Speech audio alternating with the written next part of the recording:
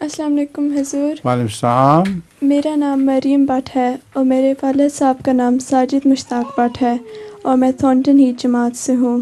حضور میرا سوال ہے، عمرہ کرنے کے بعد حج فوراً کرنا ضروری ہے یا پھر کتنا وقفہ ہونا چاہیے؟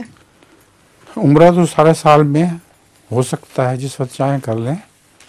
اگر حج کے دوران حج سے ذرا پہلے چلے جائیں اور عمرہ کر لیں تو اس کو حج کے ساتھ ملایا جا سکتا ہے، اور کوئی اس میں جلدی نہیں ہے.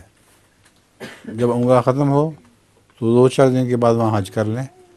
لیکن حج کا تو دن مقرر ہے کہ دن مقرر ہیں، لیکن عمرے کے دن مقرر نہیں ہیں. سارے سال میں جب چاہو کر لو. آج بھی چلی جاؤ تم تو عمرہ کر سکتی ہو. ٹھیک ہے.